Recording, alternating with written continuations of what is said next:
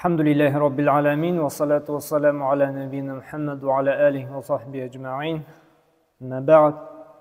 Barcha hamd seneler Rabbimizning bir o'zigagina tegishli, chunki u g'ina bizga barcha ne'matlarni berib tura, har kunni havosin, shirga suvin, sharga rizqin bera. Mana har vaqtda da namoqlik, huzurlik, donlik hamd seneler aytaylik.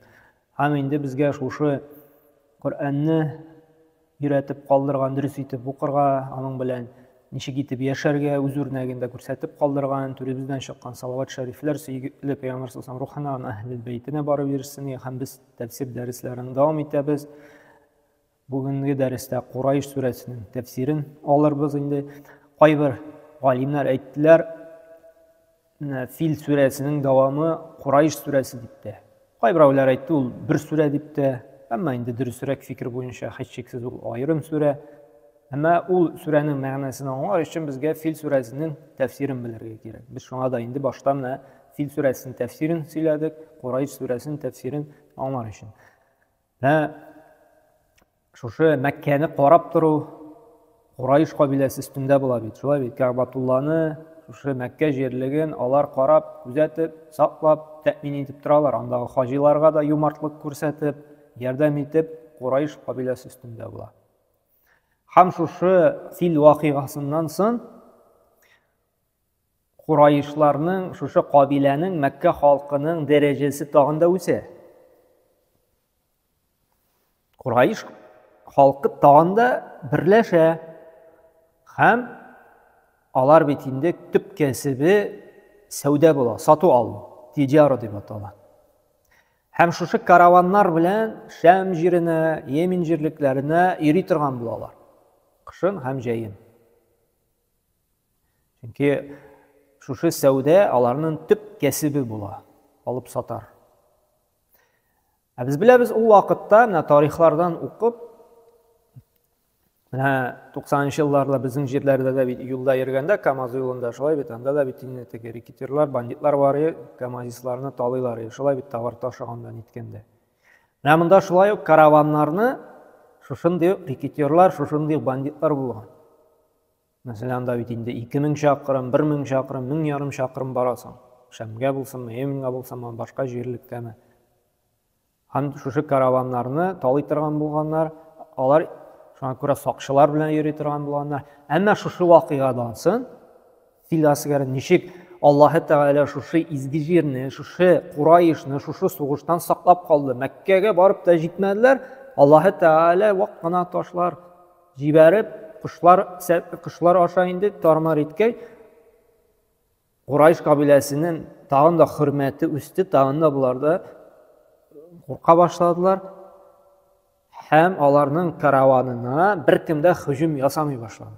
Балар исән имин генә үз сәүдәләре белән шөгыльләнә башладылар. Курыкмыйча Шәмгә дә баралар, курыкмыйча Йеменгә баралар, товарларны алып баралар, алып кайталар, акчаларына да, товарларына берсе дә һөҗүм дә ясамый, буларны кысмыйлар да, бәйләнмиләр дә. Һәм менә шушы ниъмәте өчен алар шөкер итеп Раббыларына гыйбадәт кылсыннар өчен Аллаһ Субханаһу ва Тааля шушы сүрәне иңдерде. Һәм әле әйтәсе килә, шушы Фил елыннан соң нәрсә? Шушы Фил елында Пәйгамбер саллаллаху алейхи ва саллям туды Мәккә җирлегендә. Шулай бит. Һәм Аллаһ Субханаһу ва Тааля әйтте: "Аузу биллаһи минәш шайтанир раҗим. Бисмиллаһир-рахманир-рахим. Ли илафи Курайш." Курайшларның дуслыклары, бердемлекләре өчен ди. Илаф ягъни дуслашу, берләшү, бу туганлашу дисәк тә була, бергә булу. Һәм нәрсә ди? Илафихим рихлата аш-шитаи вас-сайф. Һәм шушы кыш һәм җәй сәфәрләрендә бергәләп дус итеп исән имин йөргәннәре өчен, чөнки әйттек, Курайш кабиләсенең төп кәсебе сәүдә иде. Рихла. Ягъни сәфәргә чыгу. Рихла сәфәр була. Шита кыш була, ва һәм сайф ул җәй була. Ягъни кыш һәм җәен шушы сату алу сәүдәсенә бергәләшеп чыгырга мөмкинчелеге тудырган өчен, исән имин генә Аллаһ Субханаһу ва Тааля йөрүгә мөмкинчелек биргән өчен, Курайш кабиләсенә, Мәккә халкына Аллаһ Субханаһу ва Тааля нәрсә әйтте? فَلْيَعْبُدُوا ғибадат қылығызды кімге? Раббығызға. Ненде Раббы? Хәзә бу бейт. Хәзәл бейт. Бу йортның Раббысына ғибадат қылығызды. Яғни Кағбатулланы түзеткен, пейғамбарлар жіберген, Алла Субхану ва Тағалаға шүкір етіп, шушы иминлігіңіз үшін, тынышлығыңыз үшін, исән имингіне сәуда білән шүғыллана алуыңыз үшін Аллахы Тағалаға ғибадат қылығызды. Яғни шушының өзіңіздің пұтларыңызны, идолларыңызны деги сыннарыңызны қалдырып, шушы Кағбатулланың хужасына, Раббысына ғибадат қылығызды. Ne için ibadet kılığız dey? Ellezî at'amahum min cu'i ve amenahum min xavf. Nişledi dey?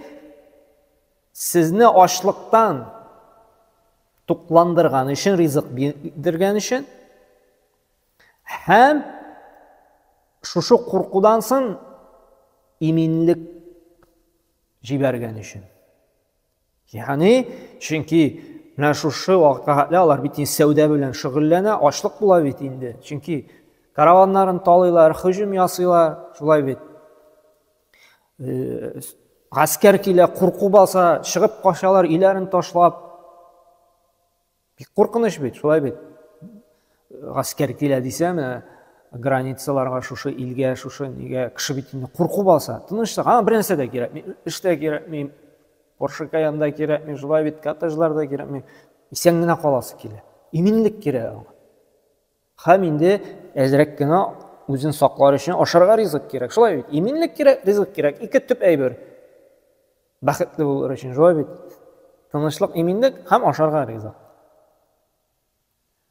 Hem bunda da Allah Teala ite, mene şuşu açlıktansın sizge rizq bergen için, çünkü bit alar sevda ite alarha. Tınış imin kilişkine, Yemin jerligine de baralar, Şam jerligine de baralar. Bir kim talamay, bir kim beylenmey. Hem iminlik kildi. Birisi de hücumga çıkmay, Ka'batullah Mekke jerine Kurayışlara. Çünkü bileler, bular indi Allah Teala aslında saklanatırgan jerlik bu. Nindi zor asker kilip de bir нәрсе şey almadı, Allah Teala saklap kaldı deyip, bularga iminlik yine. Rizq da buldu, iminlik de. Ama şuşu tınışlıkları, iminlikleri için, rizikleri için nişlerge gerekti? فَلْيَعْبُدُوا ibadet kılığızdı. Bu yurtның Rabbısına. Mene bugünkü günde de eğer de bizge tınışlık, iminlik kilivin tileybiz iken, hem Allah Subhanahu wa Ta'ala açlık afetinden bizni saklavın tilese nişlerge gerek? İbadet kılırga, şükür itirge. Yani mene bu Surede nindi fayda çığa? Her bir Allah Teala'nın birge nimeti için, üsteli bizde olan rizqimiz için, kiyinirge bulgan kiyimlerimiz için. Elhamdülillah, ali bizning jirlikte beriminde yaşayız, iminlik var, elhamdülillah, üstten samolyotlar da şibirmey, qirida tanıklar da yermey, ama şit qirida granitsi da var, ama bunda da kilip jitirge mümkün. Ne şuşu kilmesin için indi. Şuşu soğuşlar bitsin için, iminlik qaytsın için işlerge gerek Rabbimizga ibadet kılırga. Çünkü Rabbimiz Allah-u Teala idare ete şuşu alem bilen. Ul bul desegine bula, ul bulmay dese bir нәрсе de bulmay. Şuna göre biz tövbege kilip, günahlar işlevden tuktap, biz bir günahka battık bugün günde. Rabbimizin Allah'tan var deyip de bilmeyiz biz. Gününe 5 tapkır azan aytile bizge ol. Kerakmi bari bizge. Halal haramni ayırmayız biz. Zina kılı indi o. Gadati halga aylandı. Riba indi o. Nişisen indi deyimiz de ayda. Telefon da ribada, maşina da ribada, kvartir da ribada, bütün нәрсе riba. Şuşu günahlar jıyıldı. Şuşu jıyılgan günah üyemi bizge bastırıldı bu mümkünde. Şuşunday efetler bilen. Hem şundan aranır için, şuşu günahlardan çıkır için tövbe gerek, izgilik gerek, namazga bası, urazat tu. Bizden bulgan bilen azrakka muhtajlarga buluşu, aşan rızkımızı halalga alıştırıp, minyonu özgertu, tuğanlık jiplerini gıtu, bala terbiyesi bilen şıgıllanırga vakit jittindi. Haman kapitalistik terbiyegine tugul. Akşa dep gene terbiyelerge tugul. Бисмилла әйтергә дә өйрәтергә кирәк, әлхәмдүлиллә дип әйтергә дә кирәк, Аллаһтан сорарга да өйрәтергә кирәк, әтине әти итергә, әнине әни итергә, апаны апа итергә, абыйны абый итергә, әбине әби итергә, бабайны бабай итергә. Бу белмиләр вообще гомумән. Акралар, бакыралар, сүгенәләр. Укытучыны да хөрмәт итү дигән нәрсә юк, әти-әнине дә хөрмәт итү юк, исәнләшү дә юк, гадәти нәрсә. Шушы акчага табынырга өйрәтеп бетереп, бөтен нәрсә акчага килеп, гынаһка батып, нау иман, ислам, әдәп, дин, әхлак дигән нәрсә калмады. Һәм шуңа да безгә менә шушы афәт килде. Һәм шуңа да менә телибез икән, әгәр дә без шушы бәла казалардан кутылуын безгә нишләргә кирәк иде. Аллаһ Тәгалә яраткан һәм риза булган сүзләр, гамәлләр кылып яшәргә. Хәләлләштерергә тормышыбызны. Хәләл ризык, хәләл кәсеп, хәләл яшәү рәвешенә үзгәртергә кирәк. Шул вакытта Аллаһ Субханаһу ва Тәгалә ачлыктан да саклаячак, сугышны да бетерәчәк, иминлеген җибәрәчәк.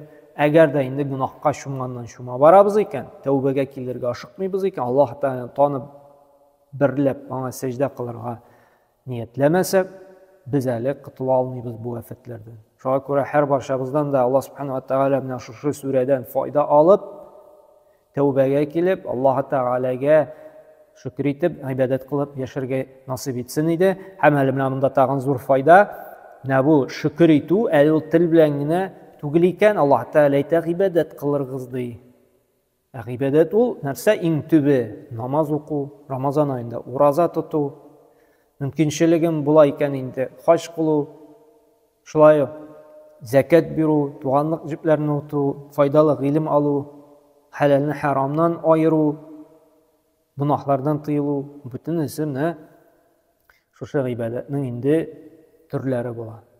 Күңелне Аллаһ белән бәйләү, Аллаһтан гына өмет итү, Аллаһтан гына курку, Аллаһтан гына сорау, Аллаһны гына ярату, бөтенсе гыйбадәтнең төрләре. Шул күңелләребезне Аллаһ белән генә бәйләп, аннан гына сорап, намазлар укып, уразалар тотып яшибез икән, без гыйбадәт кылучыларбыз һәм шөкр итүче булабыз. Әгәр дә тел белән генә шөкр итәбез икән, гынаһка батып бөтен бозыклыкны кылабыз икән, монда хакыйкый шөкр итү юкмы? Аллаһ Тәгалә гыйбадәт кылыгыз ди. Кая соң безнең гыйбадәтләр? Шуңа күрә Аллаһ Субханаһу ва Тәгалә тәүфик хидаят бирсен ия. Шушы ниъмәтләренә шөкр итеп, үзенә инде гыйбадәт кылып яшәргә Аллаһ Субханаһу ва Тәгалә безгә аң, фикер, аң, акыллар һәм дөрес динебездә төшенү бирсен ия. Үзенә гыйбадәт кылу юлларын безгә җиңеләйтсен ия. Һәм сорыйбыз шушы сугыш афәтләреннән дә тиз арада арындырып, иминлек, тынычлык, хәерле тормышлар килсен ия. Субханак Аллаһ бихамдик ва ашһаду ан ла илаһа илля анта астагфирука ва атубу илейк.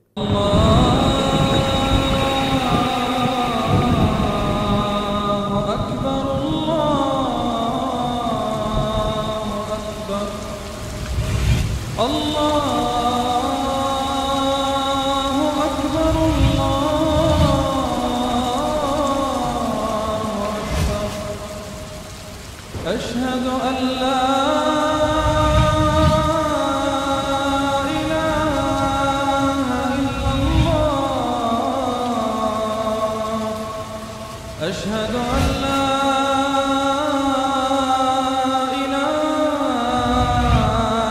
إلا الله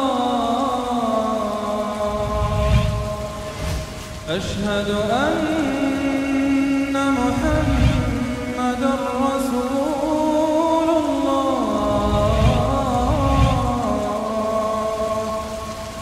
أشهد أن محمدًا رسول